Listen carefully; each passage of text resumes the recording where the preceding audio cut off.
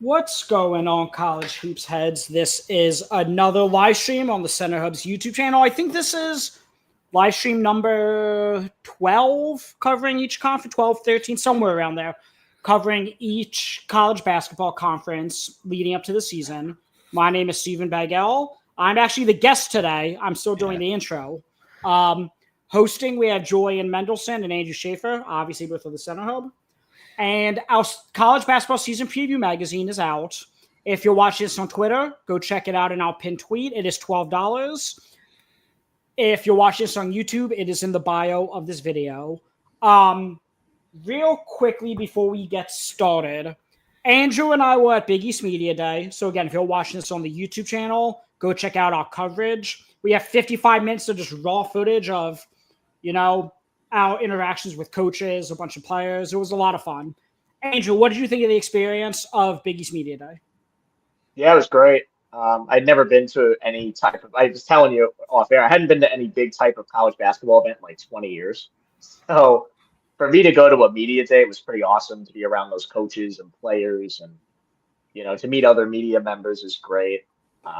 It was a great experience and we got a lot of great content. Everyone should go watch it on the YouTube channel. And it was a great time and, hopefully we could do it again next year. We will be, as Andrew said, we have already on YouTube some footage. We will be posting more footage on YouTube and also TikTok and Instagram Reels as well over the next couple of days. You can follow us there at the @CenterHub_BB. Be on lookout for that. Julian, how you doing today? I'm great. Feeling good. Got to see you guys cover the media day. Steven, I have a question for you. Sure. How's Haley Volpe looking this year? Yeah, that was a bad one. That was even the last name, but yeah, that was bad. Because I don't make mistakes like that. Conrad said, go get the women's. Go get whatever you can. And for those watching, I'm familiarized myself a lot more than what I previously have known about the WNBA, but women's college, I don't have the brain capacity to know all of college, men, women, all the pros, men. I can't do it as much as I would like to. So Conrad was, go get, the women coverage and do what you can. And I did. Obviously, UConn's head coach, Gino. How do you pronounce it? Gino Auriemma. How do you not know Gino Auriemma? Yeah. I know. No, okay, whatever. Well, I'm awful at pronouncing names. First of all, there's a reason I didn't stay for the women's part. One, I wasn't feeling well. Two, I know absolutely nothing about women's college basketball other than Gino Auriemma. I literally know nothing. You don't know Jones Bailey? Listen, I know a couple of players, all right? But, if you asked me to name 4 players on Marquette, I couldn't do it. I don't even know who the coach is. So it's like I was basically walking blind at Women's Media Day. No disrespect. I just didn't know anything. Well, Gino Auriemma, that was great footage I got. We're going to be posting that on TikTok probably tonight. So if anyone wants to see any footage of his presser at Media Day, as I said, follow us at the @CenterHub_BB. But today we are talking SoCon and we are talking Conference USA. We're going to be doing Conference USA first. Yep. So, Steven, you're under the gun now, buddy. Okay. Let me share my screen, but go ahead. Ask away. Well, first off, just to get started, I know you talked to some coaches in CUSA. How was that experience, and what were some of the things that you learned about the conference through your interactions with some of these coaches? So I think the thing I learned the most, which it's tough to obviously follow every mid-major in detail. So that's why I enjoyed this magazine, and that's why I wrote the SoCon again for this magazine, because I wrote them last year, so I already had familiarity. But for CUSA, I didn't realize, I guess, how tight-niched the conference was. I think it was Chris Mudge from Sam Houston State. he said, actually, let me find it in here. He said they went 6-12 in conference. He told me they 1-10. They started off 1-10 in conference play last year. Out of the 10 losses, every single game was a 1 or 2 point game in either direction with a minute or two left in all 10 of those games. So, like, just your perspective of how, as I said, tight niche this conference is. Like, that's something that when Chris Mudge told me it, I was like, okay, I just knew they were 6-12 and one that had it down here. I hadn't realized, they were in basically every single game. And in terms of coaches, like I feel like a lot of these coaches all came from really good coaching trees, like Jason Huden from New Mexico State, Chris Mudge from Sam Houston State. They both coached, I believe, under VCU with Shaka, with Mike Rhodes, and like they all, just were able to give knowledge from what they learned under a guy like Shaka coaching alongside Mike Rhodes. So yeah, it was very insightful. I talked to almost every coach in the conference, so that was a pretty cool experience as well. So obviously Liberty is the big name in this league, right? I mean, Richie McKay's done a great job there over the last few years. Do you feel like Liberty has separated itself from everybody else, or do you think there are a couple of teams that maybe can challenge them this year? So, do you guys see my standings? Yep. Okay, so again, this is the magazine. Go purchase it for $12. Liberty is definitely. It's not like it's a 1A, 1B situation. I think Liberty is a clear-cut number one. But at the same time, I don't want to say that to undermine Kennesaw State and New Mexico State, because I think they're probably 2A and 2B. I think they're both very good as well. But honestly, it just comes down to, for me, I think Liberty might be the best true mid-major in the sport this year. Between returning Matheny and Zach Cleveland, they're probably I don't want to say they're two of the three best players in the conference, I would say, behind Simeon Cottle, who is my conference player of the year. But I do think Liberty, how well coached they are with Richie McKay, I do think not only the best team in this conference, but they're just about the best mid-major in the country. But again, Kennesaw, New Mexico, I think that's a clear top three, though, to answer your question, Andrew. Do you think that there's kind of like a clear hierarchy? Like outside of those three teams, do you think the hierarchy is pretty clear, or do you think that there are other teams that could sneak into that top three at this point? I mean, I feel like there's always a team in a conference like this. Again, like with how tight niche it was last year with so many like close games, like I'm sure someone's going to sneak in. I would probably say if I had to put my bet on one, Jacksonville State, who I think won the regular season last year in this conference. I know Liberty got the auto bid, but Jacksonville State, they lost a lot. Obviously, Jaron Pierce at SMU now, but they have a whole new team. But I have them fifth for what it's worth. I do think they have, more upside than any other team that's not in the top three. So the league added two schools, Delaware and Missouri State. I know you were at Delaware's practice. Can you just give us some insight into those two programs and kind of what their value is in the league? Yeah, so I actually wrote a little bit about it in the magazine, that honestly, those two schools joining this conference was obviously a lot more football driven than basketball driven. And again, you could say that for almost any school that changes conferences. But with that said, I do have these two schools as that being Missouri State and Delaware as the bottom two teams in the conference. I have them 11 and 12. Missouri State's been in the Missouri Valley for 35 years, and they're making the switch. They're actually, I think, now that they left the Missouri Valley, I don't think there's a single Missouri school in the Missouri Valley. Fun fact. Delaware, we know they made it to the CUSA championship last year, but they were 6-12 in conference. They did not have a good regular season. They just had a miraculous run in the conference tournament. So, I don't know. Delaware, I think, does have a little bit more upside. Missouri State, I do like Michael Osibansu. I did talk to Quizano Martin, about him and, what he could bring to the team. But Delaware has a lot of guys that you consider transferred down from high majors. Obviously, Justin Fernandez came from Providence. Jameel Brown came from Temple by way of Penn State. Nana Njoku came from Villanova. So, they do have guys that have high major talent, Delaware.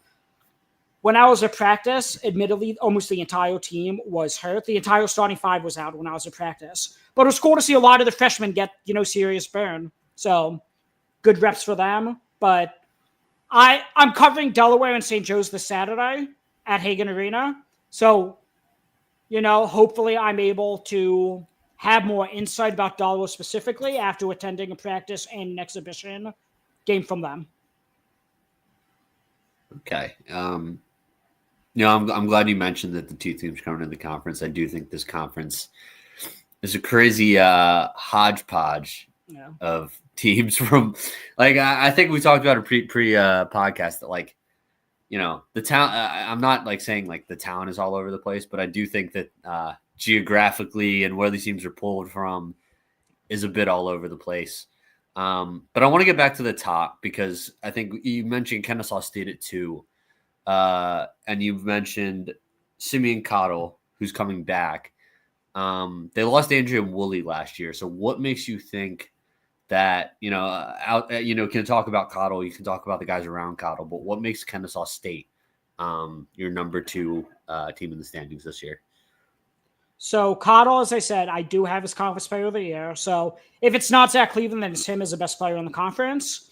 But alongside Adrian Woolley in last year's freshman class, they had some pretty good freshmen that they retained. Like Braden Liu, who's probably the starting power forward. He was Conference USA all, I think, first team freshman last year. Oh, they only have one team, so of course it was all freshman team. But Braden Liu, Simeon Cottle, David Cosby, I don't know his status. He was at Wake Forest last year. He is recovering from a pretty serious car accident he was in. But Perry Smith from NC Central, they just, I don't know.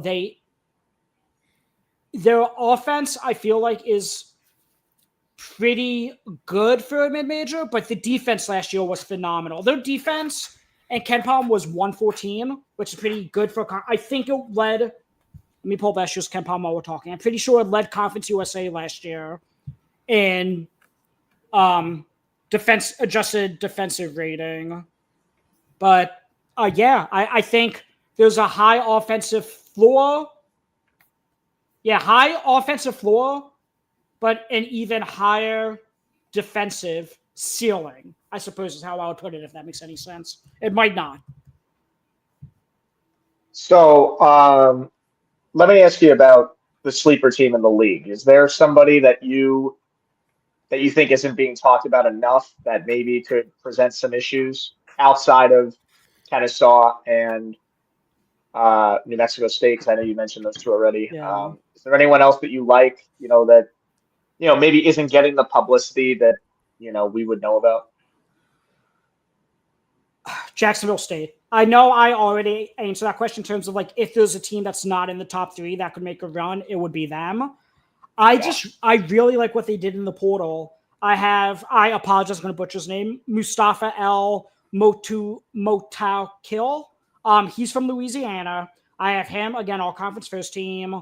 Toby and Dozie, who played at Coppin State and was also a conference player of the year, or conference defensive player of the year at Coppin State. Coppin State's in the SWAC, correct, Julian? No, they're in the MEAC. They're in the MEAC. In the Right, MEAC. It was one of them, yeah. Jeez. Yeah. So he was MEAC Defensive Player of the Year last year, and he's going to be on the wing. AC Bryant from Alabama A&M is also on the wing. They just have some guys that have experience. They've all played at lower levels, but they all played substantial minutes, had success where they played.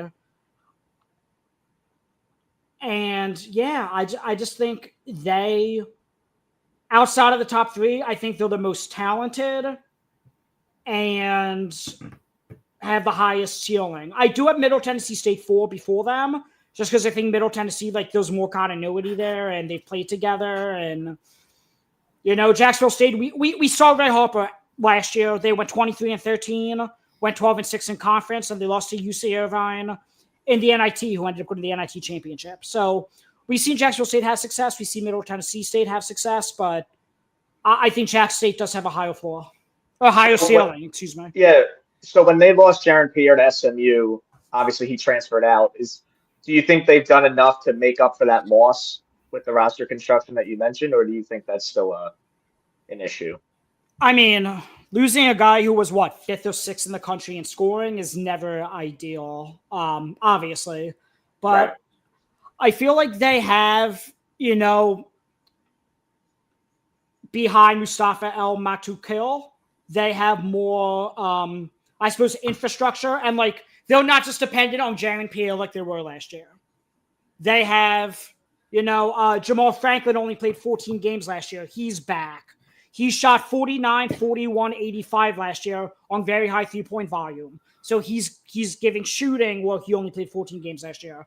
As I said, Toby Ndozie provides great defense when he was MEAC Defensive Player of the Year last year. AC Bryant put up good numbers at Alabama State, or Alabama A&M, excuse me. They just, I don't know. I feel like this is more of a well-rounded team than what last year's team was behind Jaron Pierre.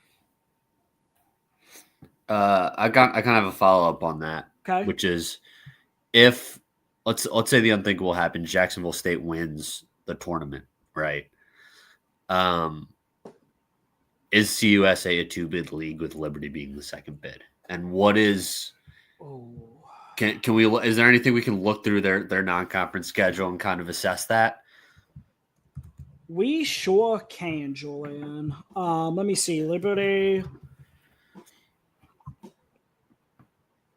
I just don't know. Let me see. I'm going to show my screen now. I just don't know if Liberty is going to have the non-con to get. Can you guys see that? It just loaded. Yes. Okay. I'll zoom in a little bit. So if we're just talking non-conference, can you see that now? Yes. Yeah. So, outside of that game at Dayton, what else do they have in the non-con? I mean, for what it's worth, this doesn't factor in. They're playing in the at Disney in that same tournament Temple's playing in. Okay. So that's not on this schedule because it's not they don't know who's playing who yet. I believe that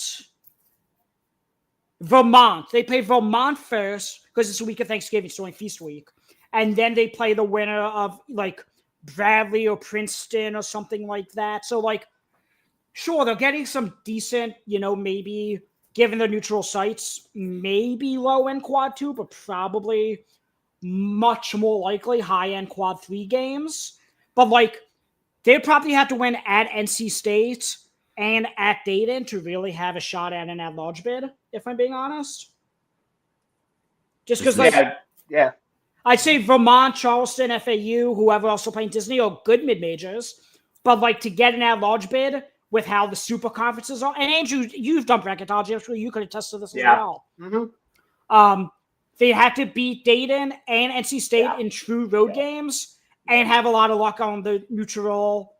They probably had to go undefeated, basically, in their... Right, that's what I was going to say. They pretty much have to go undefeated and, 1, in conference play, and 2, you got it, because they're in such a small league, right? CUSA is not a Power 5 league, so... And they're not even the A10 or the WCC. So the issue becomes okay, what kind of quality of wins do you have? It's not about quantity, it's quality for Liberty. That's going to be the problem. And Richie McKay told me when he talked to me, he said, you have no idea how difficult it was to schedule games. Shout out to Will Wade and NC State for being willing to play them. No one wants to play them. He couldn't schedule games that he wanted to schedule. Yeah, because they're good. Yeah. Because they're good. Shocking. They're really good. You think Virginia wants to play them? I think about it. He was an assistant for Tony Bennett. You really think Virginia wants to play him? He's probably going to beat them. I can't really disagree with Richie McKay. It's tough. But what if you're a power conference coach, for example? Why would you want to play them? Right. They're probably the best mid-major team in the country. Well, so here's the question then is how does a mid-major team like Liberty get themselves an automatic, like a non-automatic bid then if no one wants to play them? Like, do you have a solution to that? Expansion. If that, again, I'm not going to go down that rabbit hole right now, but like you see Irvine didn't make it last year. What did they? They won 30 games last year. Yeah, they did. And they weren't as good as UC San Diego, but UC San Diego probably would have got an at-large bid either. Yeah. Let's see. Irvine, very quickly, was 68th last year, and they went 32-7. Now, some of those wins were in the NIT, but even so, like... Still. Yeah. You could make the same argument for San Francisco. They were 28-6 before their NIT run. Right. Yeah. Which... That's what I'm saying. Yeah. It's interesting. I just wanted to throw that out there because I think it is, we talk about, Liberty being the favorite and Liberty being the team to beat and all that stuff. But I think it is important to mention, like, Liberty has to win the conference and do what's asked of them. And I know, I think I was talking about it with Patriot League the other week with Coach Griffin and Bucknell, where it's like, you have this great regular season and that can be all for naught with one game. And I think that's important to like kind of talk about with Liberty as well, because what they've done and for any of these mid-major teams, but especially for Liberty, as good of a mid-major as they are, they have an immense amount of pressure because, they don't get the non-con because no one wants to play them. They have to win their conference every single season if they want to make the tournament. Yeah. And we've seen them be capable of beating teams in the tournament. Mm-hmm. Yeah, the hardest thing is being a mid-major coach. It's the hardest thing in college basketball because you can't lose. It's the reality. So we have Kevin Lucas here in the comments. Kevin, another writer for the magazine. We greatly appreciate him. Getting them non-conference tournaments, and then he says out at Maui and the Bahamas. So Maui's interesting because Maui's not what Maui used to be. Like now that the Players Era Festival is going on, the Maui fields, if anyone knows, is substantially worse than what it was, 2 years ago. It's still high major competition, even if it's lesser high major competition. No, but I'm saying maybe Kevin's right in terms of Liberty may have a realistic shot of actually getting into those tournaments. Yeah. Yeah. No, he's 100% right. I mean, that's how they have to do it. The thing is getting the invite. That's the thing. Right. But he's 100%. It's the only way you're going to do it. Because if you can't schedule it, how in the, you know what I mean? Like Julian's right. Like if you can't schedule it, it becomes impossible. Like even the Orlando event, it's not like a lot of high quality in that. What is it? It's like Miami, Georgetown, Dayton. I mean, it's not like, it's not like a ton of NCAA tournament quality either. But even that, like for, even that for Liberty, if you win 2 of those games. Oh yeah. Yeah. Oh, yeah. So no, like, I agree. I do agree with Kevin there, where it's like you do have to essentially, you got to tell these tournament organizers, hey, this is our shot to play non-conference games and prove that we're capable of being an NCAA tournament team. You got to give us the shot because teams aren't willing to schedule us. Yeah. So that was going to be my question, Stephen, was going to be outside of Liberty, take them out of it. Okay. The scheduling with these teams, are they the bye game? Are they like the middle of the road game? Like they're a tough league to like, kind of figure out, like Julian said, they're kind of all over the map. So it's like, how do you, for scheduling, like how does it work for these teams? Are they just like, okay, you're not the bottom bye game, but you're like the middle bye game? Like, is that kind of how it works with CUSA? So I don't think so, because CUSA was still the 9th best league in the country last year. Like, I still think high major teams are going to be afraid to play them. Yeah. Like Kennesaw, for example. Kennesaw beat Rutgers last year. They did. And the only real game I think Kennesaw has on the non-con is South Florida. And that's only because it's the Amir Abdul-Rahim legacy game. Right. Where they agreed, okay, look, he coached here before he passed away, unfortunately. Let's have this game. If he did not pass away, they would not be having that game to honor him. So like that's the only reason South Florida's going to do it. And South Florida's not even doing it in neutral. They're doing it on their home courts. Outside of that, they play their best opponent is probably Rice, who's the bottom American team. Yeah. So like no one wants to play Kennesaw. Let me pull up New Mexico State as well, for example. Like So I don't even think for the bye game. I think New Mexico State, obviously, a little bit tougher. They're playing New Mexico, but they always play each other. Yeah. Sanford is willing to play them, but Sanford, same thing. They're one big lead. They're trying to get another quality win. UC Irvine, same thing. Like no high major teams will play. Tulsa, no high major teams are gonna play any of these teams. So I don't even think for the bye game. No one wants to. These coaches are scheduling very strategically in order to not only because you think about it. Oh, let's just beat the crap out of Mississippi Valley State and we'll have a higher net and KenPom rating. Like that. Why do you think Mississippi Valley State is playing Houston and Purdue and Michigan in the first week? I get it. Yeah. That's why I asked the question, though, because it's like they're such a weird league. Yeah. You know? They're not at the top. They're not at the bottom. They're not even in the middle. They're like the bottom half of the – I don't know what they are. Like it's, you know? Yeah. It's a tough league to evaluate. Yeah. Just because I think also the other thing about it is that it's been so in flux over the last 10 years. Oh, yeah. You know, Tulane was CUSA at one point. UTSA was CUSA at one point. You know, I think North Texas was probably. They had Memphis a long time ago, back in the day. They had Memphis back in the day. They had Tulsa at one point. Like Cincinnati. Yeah, Cincinnati was like it's a bunch of teams that, you know, Houston was CUSA at one point, weren't they? Yep. Before the American. Before they went to the American. Yeah. So like SMU, I mean, it's a conference that is really weird because there's been so much turnover. They had FAU in the Final Four a couple years ago. They did.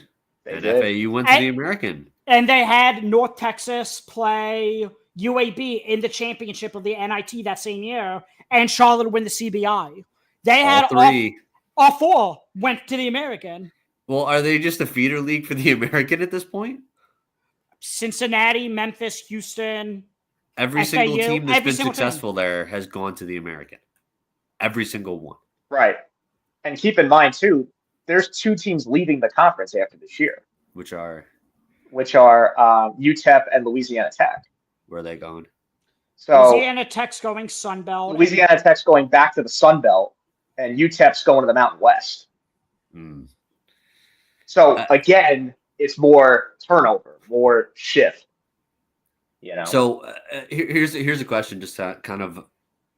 I mean, we could go a little bit further, but I think this kind of wraps it up, Stephen. Is USA a stepping stone league for schools? Is that what the conference is? It's big.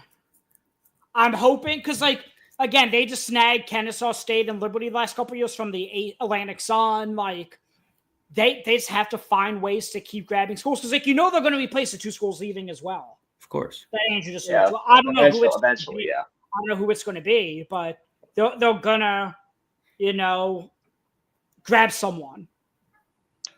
Like I could see them grabbing like Towson from CAA.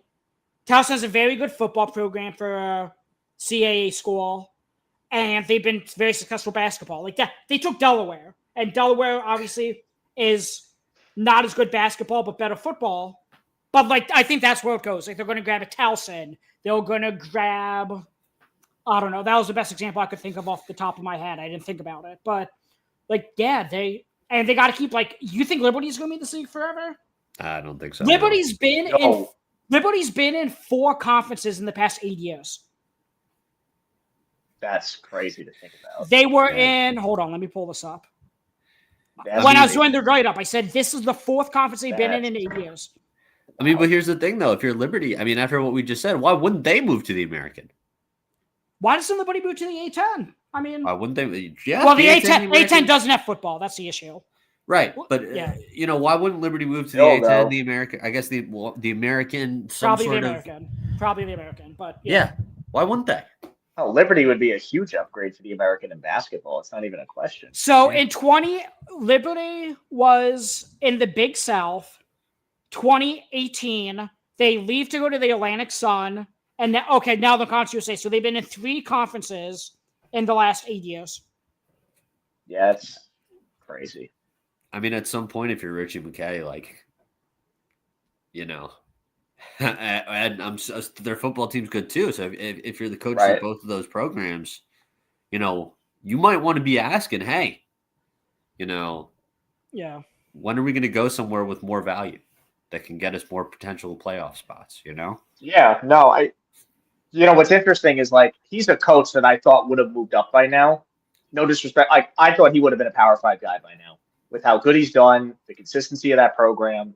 I think people might be worried about his age. I mean, Steven would know better than me, but maybe they're worried about his age or something. I don't know, but I just feel like that guy is ready for a Power Five job. I mean, look what he's done. I don't know.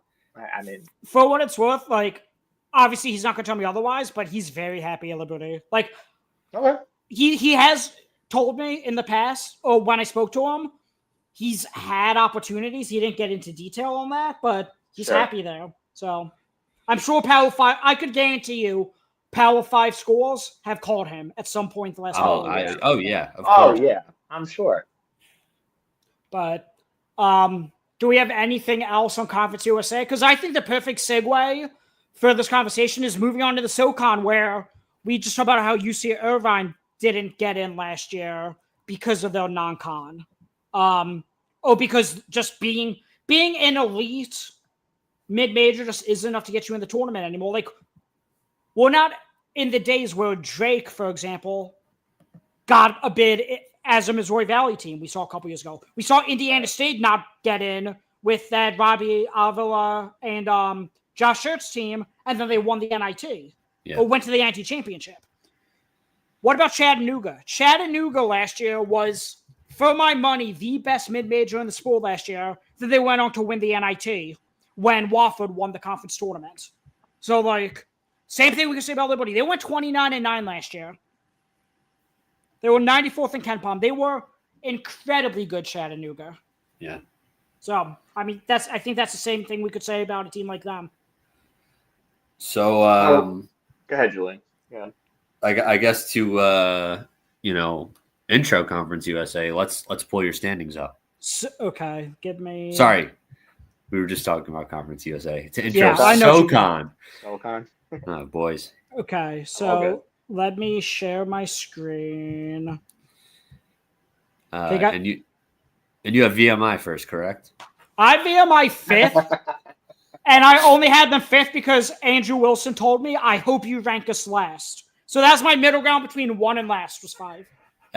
For those of you which is probably all of you who don't know, Steven has been raving about VMI. I know we're going to get to the top of the conference and we'll get there eventually, but like, I just want to take a second because Steven, you were nonstop every day bringing up, VMI, talking baby. about, raving about VMI. VMI, so baby. before we even get into the rest of the conference, I feel like we have to hear. Got to start there. We got to start with VMI. So, as you guys already know, like, VMI might be the toughest job in the entire country. And if it's not VMI, it might be the Citadel, who I have down here at number 10. But at least Citadel, like, is in Charleston. Like, it's in a beautiful area. Like, you could sell players on living there. VMI is just won, 15 games for the 12th time ever. And they've been in Division I basketball school since the 1890s. Like, you cannot win at VMI. It is an impossible job to have success at. The second Dan Earl even sniffed 500 at VMI, Chattanooga poached him. The same thing is going to happen to Andrew Wilson. But VMI last year, what was their record last year? Let's scroll down right here. They were, I'm so going to misquote, they were 15-19 and 7-11 in conference, which again, people watching like, okay, they had a losing record. For VMI, that is phenomenal. Ricky Bradley is the preseason player of the year in the coaches poll. He's the only returning player in the conference that made an all SoCon team last year. Out of all 3 teams, those 15 players, he's the only one returning. That's probably why he's projected to win player of the year. Probably. But you have someone that good. You have Andrew Wilson, who I think is a phenomenal coach. But otherwise, they bought into everything Coach Wilson's selling. Like, he told me when I spoke with him, my guys aren't just, coming on a basketball scholarship. They are buying into everything we're doing as a program. They're up with the cadets at 6 a.m. in uniform going through basic training. They're bought in to the school and the program, not just a basketball team. And that I think that's what resonated with me the most. The fact that, like, I just might go to school and whatever, blow off class, do whatever, and just play basketball and get to become a pro, whatever. VMI, you're not doing that. You're not taking any shortcuts at VMI. As I said, you're up 5:30 every day in the bunker, getting ready for your basic training in uniform. Then there's just so much structure there. And he said the guy Ricky Bradley has become as a man and as a leader has been phenomenal to see. I'm just buying everything Coach Wilson is selling. So I'm trying to figure out how to pivot. So 2 coaching changes, right? Okay. Wofford with the mess that was, and Samford, right? McBucky's gone. They transitioned to Lenny Acuff. What do you think about both of them? But obviously Samford's the bigger name. So I'll hand it to you. What do you think about those 2? So Buckyball will obviously be missed in this conference. Honestly, all the coaches I talked to I didn't ask all of them about it, but the ones I did seemed pretty relieved that Bucky McMillan, like, they don't have to game plan against them twice a year anymore, if I'm being honest. And I can't say I blame them. But for Samford, obviously, Lenny Acuff is a phenomenal coach. He just took Lipscomb to the NCAA tournament last year. I have Dylan Faulkner, who played behind Jacob Ognovich, who's now in Washington. He won ASUN Player of the Year last year for Lipscomb. His backup, Dylan Faulkner, only played limited minutes and then got injured. I have him as both newcomer of the year and defensive player of the year at Samford in this conference. I think, they're going to be pretty good. And again, like, the SoCon, just like Conference USA, is one of the better mid-major conferences in the league. You guys saw my standings. I do have Samford third still. But it's going to be like last year when I wrote it, I said, the top 6 teams are really good in this conference. And then Wofford was the 6th seed in the conference tournament and ended up getting the March Madness bid. That just shows how tight-knit the top 6 were last year. This year, I think it's a very strong top 5, and I still think 6 and 7 are pretty good. But I don't know. Like, Samford's going to be very good, but I don't think they're going to be as dominant as they were under Bucky. And that's always tough to do, obviously, when there's a coaching change. So, you mentioned Chattanooga at the top when we were talking about missing the conference tournament. What's their outlook looking like this season? And, I know they're coming off the big, postseason run, the NIT. But, how are they feeling coming into the season? How are they looking coming into the season? Do you still have them as the team to beat in the regular season?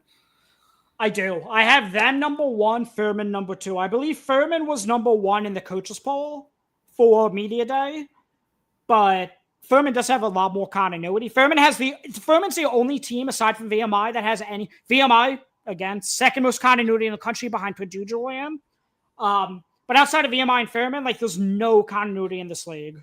Chattanooga, they bring in Brennan Watkins, who played for Coach Earl at VMI. Now he's playing for him at Chattanooga a couple years later. I think he was at North Dakota State last year. Teddy Washington, who played at SEMO, who was an All-OVC first teamer last year. Billy Smith from Bellarmine. This staff has had success with guys from Bellarmine. Obviously, Bash Wineland last year was a Bellarmine transfer. Jakari Johnson, who was D2 All-American at Trevecca. Colin Mulholland was playing backup center last year behind Frank Champion. He was awesome in the NIT last year when Champion missed the NIT. So he's supposed to take a huge jump. I just think the Chattanooga team has so many bites at the apple. And Dan Earl is such a good coach. Again, like Richie McKay, not Richie McKay, Bob Ritchie. Both named Richie, okay? Yeah. Bob Ritchie, Andrew Wilson. Like, there's so many, obviously Brooks Savage. There's so many good coaches in this conference. But I think Dan Earl might be the best. I know he hasn't made an NCAA tournament yet, so that's why I'm a little hesitant. But, like, I don't know. I think Chattanooga just has so many bites at the apple and fun guys on this roster that I think they're just going to find a way again. They're always good. I just think they find a way, especially with, like, the talent they brought in. So just to, I looked up the preseason coaches poll. because I know we just brought it up. So Chattanooga and Furman split the first place votes 5 each, and Chattanooga was 77 votes and Furman was 73. Okay. So Chattanooga I had them top 2 as well. Who do they have third? So it's Chattanooga 1, Furman 2, Samford 3, ETSU 4, Greensboro 5, VMI 6, Western Carolina 7, then Mercer, Wofford, Citadel. Okay. That's how they had it. Okay, so I'm just a lot lower on UNC Greensboro then. That's really what it came down to. Otherwise, it's like almost, yeah. Yeah. Let's talk about your boy Brooks Savage.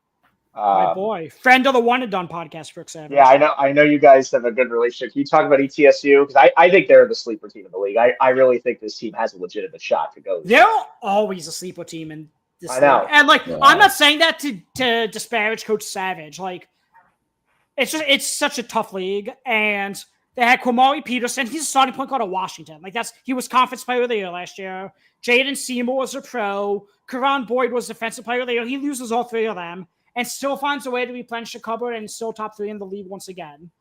Jalen Smith, he comes from North Florida. Milton Matthews comes from Florida A&M. Brian Taylor comes from SIU. Cam Morris, UMass Lowell. Like, he's just such a good job at identifying these mid-major guys. And, like, I'm very friendly with Cam Morris's agent. He told me, like, Cam Morris, the second Coach Savage, like, talked to Cam Morris, like, he was sold. Like, that's just the kind of guy he is. He fell in love with the campus, fell in love with the program, fell in love with the coach. It's just Coach Savage is going to find a way. He coached behind Bruce Pearl previously. He coached behind Steve Forbes. And he was hyping up some of the sophomores coming off the freshman year, especially Gabe Sisk. He's going to be a backup guard / wing for them. I think the team's pretty deep. And again, like, this is a conference where these teams just always find a way. Like, as I said, Chattanooga always finds a way to be good. Furman is always good. Samford, at least since under Bucky McMillan, has always been good. ETSU has always been good. Like, they just always find a way, these programs. And I think we're going to see a lot of that once again, even though that might be a little bit of a cop-out answer. Well, there's a team that you mentioned beforehand. They won the conference tournament last year, but there's kind of an elephant in the room. What's the deal with Wofford this year? Wofford might have been okay before all this happened. Like, I just think when there's this much turmoil around a program, like the players, this team made the NCAA tournament last year. Like, I know. You just lose your mojo, when you have a coach getting fired over $100 meal plan and on-campus housing. It's clearly, like, there's going to be issues going to the year, in my opinion. I had them 9th. I'd probably have them 10th if the Citadel didn't just win one Division I game overall last year. Like, the Citadel went 5-25 last year, 0-18 in conference play, and 4 of the 5 wins were over Division II programs. Can we get a Citadel versus Mississippi Valley State showdown? Oh, please? Citadel kicked the shit. Citadel would kill them. No. Mississippi Valley State has a chance. Listen, you can defend the SWAC. I'm with Steven. I'm going to take Citadel would kick the shit out of Mississippi. On a neutral court, SWAC teams win. All right? I'm taking the Citadel. I'm sorry. Y'all are some SWAC haters. I'm not a hater of the SWAC, okay? The Citadel is better. That's all I'm saying. Pine Buff, on the other hand, no, I'm kidding. They'd kick the shit out of them too.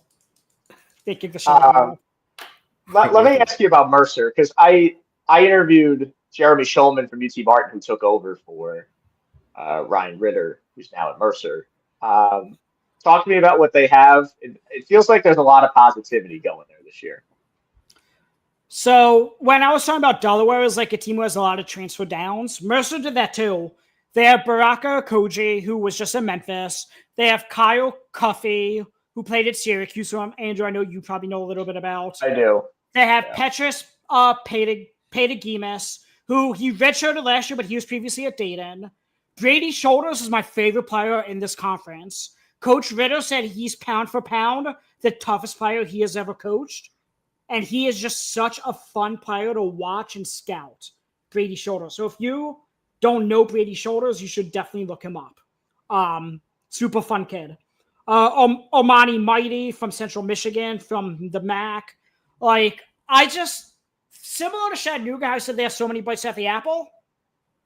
Mercer has a lot of bites at the high major apple in terms of, like, even if one or two of these guys make an all-conference first team, it's going to bode well for them in the season just because it's such a talent upgrade compared to what they had last year.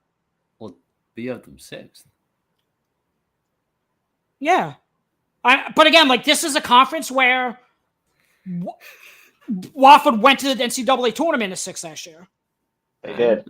I'm just saying, man. Someone has to be 6. Yeah. I do. And it wasn't going to be VMI. It was not going to be VMI. That's where I put my foot down. But, yeah, I mean, Mercer, I just guess the floor is still substantially lower than the other teams. Yeah. Right. Like, ETSU, Samford, Chattanooga, Furman are probably 4 of the top 5 in some order, if not the top 4. Yeah. Mercer, I just can't put in that territory. Coach Ritter did say, though, it took him a year to really figure out, obviously last year was his first year in the league, to really figure out what wins in the SoCon. But now, like, after getting his feet wet and playing a full year against SoCon opponents, he said he had a much clearer idea of what he should be going after in the portal. It's funny, we haven't actually talked about Furman very much at all. And they've kind of been the boogeyman in this conference at times for, outside of the Samford blip. Furman was the team that you didn't want to face when it got to March. So what are your expectations for Bob Ritchie and his guys this season? I know you have them ranked 2nd, but and like it's the outlook. It's probably a 1A, 1B with terms of Chattanooga and Furman. Like, they're both very, very good mid-majors. Furman has a lot of continuity. I know Cooper Bowser made the all-conference first team in the preseason for the coaches poll. Andrew, I don't know if you still have it up. I do.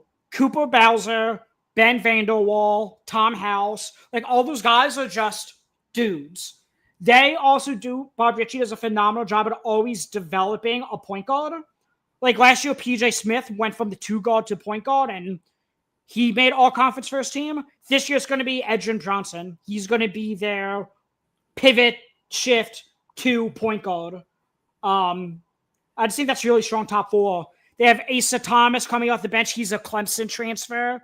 Again, like, if he was good enough to play Clemson, he's a high pedigree prospect and guy. But, yeah, just between the continuity and the talents, I initially did have Furman 1. Then I think 2 days before we started actually putting the template together, the magazine, I think that's when I switched it. So I did have, for what it's worth, Furman number 1 the majority of the time while writing this. And then very last minute, I switched to Chattanooga. So am I crazy for thinking that next year there's going to be a lot of coaching changes in this league? When you look at Bob Ritchie potentially moving up, Dan Earl could move up. Brooks Savage has a chance to move up if they have a good year. You mentioned Wilson at VMI. If they have the year that people think they could have, which is a 500 type year, he's not staying at VMI if they go 500. Yeah.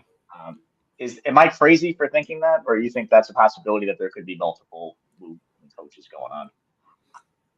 I mean, I'm just trying to think in terms of, like, other mid-major conferences. Where do a lot of these schools go? Like, if Wake Forest, let's say hypothetically, it was smoke about C. Forbes leaving this offseason. If they don't make the tournament, C. Forbes is probably canned. Brooks Savage would be the first guy they look at, Wake Forest. Dan Earl, I thought had a legitimate shot at the LaSalle job in the A10. Now, I don't know. I don't believe he even ended up getting an interview there. At least it wasn't reported. But, like, an A10 team, like, what type of jump? Because that's where it gets a little tricky, Andrew. Like, the SoCon, like, unless you get a high major job, are you leaving for an A10 gig? Are you leaving for, like, a Mountain West? Or probably not West Coast, because, again, that's the other side of the country. But, like, that's where it gets tricky. So unless you get a high major job, where do you go? No, that's why I asked. You said Rutgers? Rutgers could be open. Rutgers will be open. Yeah. I mean, Trying to Well, think I threw it. The only reason I threw it out there is because there's probably going to be at least 10 openings in the Power Five.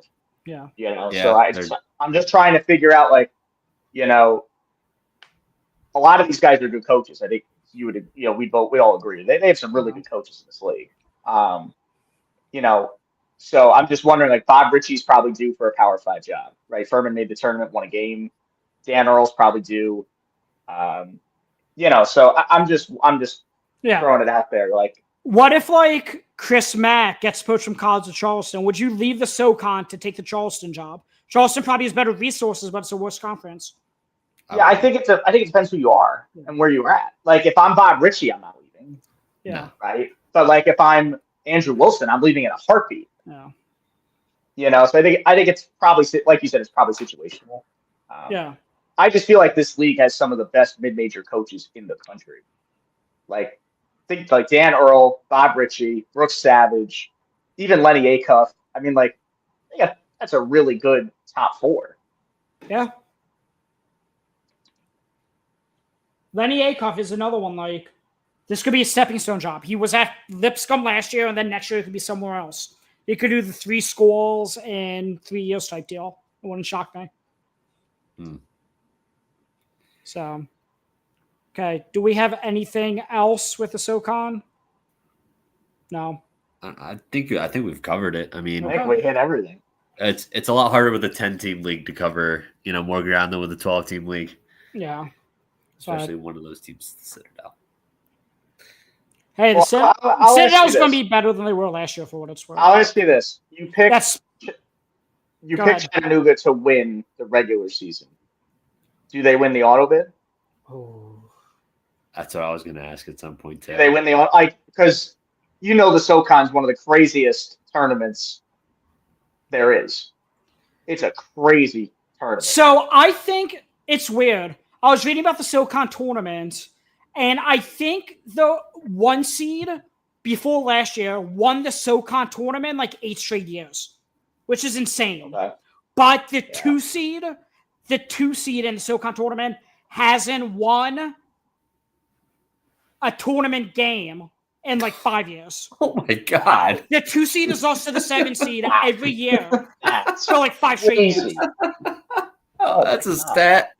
Wow, so, I didn't know that. So maybe the 2 of them go together that, okay, the 2 seed gets knocked off, so the 1 seed has a clearer path that makes the tournament. Yeah. Like, that was a stat. I read that and I said, wow. that's. More of the story, either win the conference or get, or play as badly as possible. Yeah, don't be the 1A, guys. Don't be the 1B, guys. Whatever you do.